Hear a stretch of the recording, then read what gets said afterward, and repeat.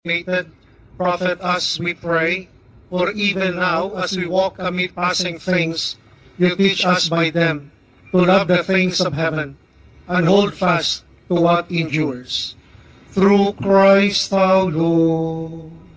Amen. So we'd like to thank Brother Cora, sister, thank you for accompanying us. First, our speaker, could celebrate also Father Ben. Please stop Malos. And of course, our very supportive parish priest dito sa Saikong, Father Raja. Will you give us...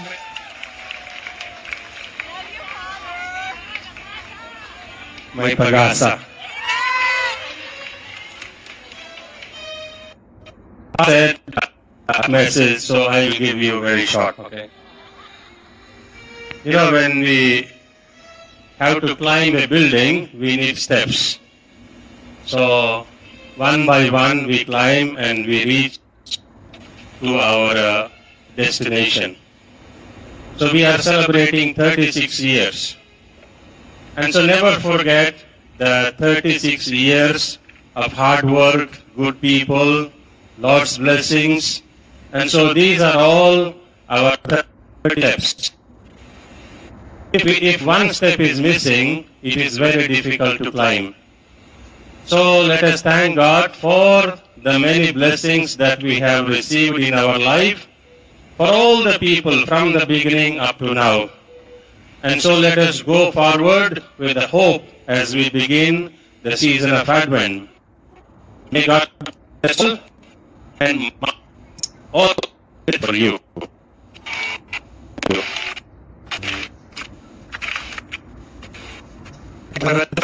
Thank you.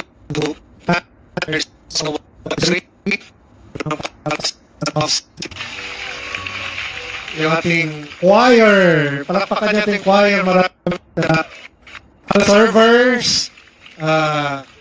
servers, lectors, and committee, ganun tayo kamahal. That's why, again lang yan eh. Inulab again. So, we thank Brother also for being to inspire us to live our community life. And I would like to invite Father Ben and Father Raja also together for the final blessing. The Lord be with you. And with your spirit. Bow down your heads for God's blessing. May the Almighty and merciful God, by whose grace you have placed your faith in the first coming of His only begotten Son, and yearn for His coming again, sanctify you by the radiance of heaven, reach you with His blessing. Amen.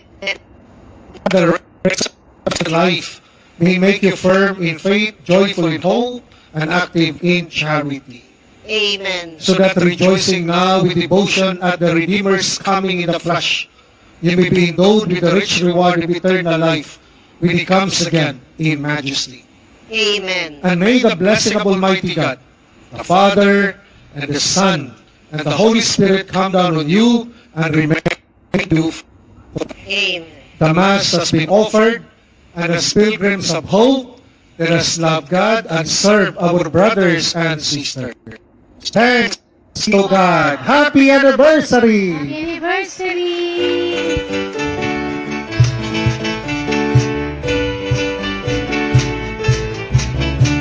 Himala sa mga taong lubos ang pagpapala. Himala ng Pasko ay darating sa lahat ng taong may pananampalataya. Himala ng Pasko ay darating sa mga taong lubos ang pagpapala. Himala ng Pasko ay darating sa taong may pananampalataya. Ang darating, mga tala sa langit ay magpipigil. Si Kristo'y tumilang sa sanlibutan, kaloob niya sa ating buhay na walang hanggan. Himala ng Pasko ay darating.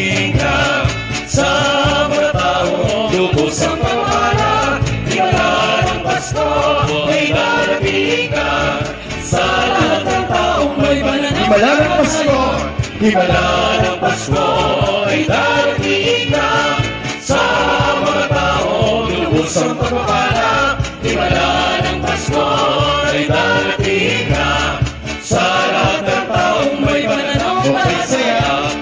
O kay saya ng Paskong darating, mga tala sa langit ay nagniningning. Si Kristo'y sumilang sa sanlibutan, naroon niya sa ating buhay na walang.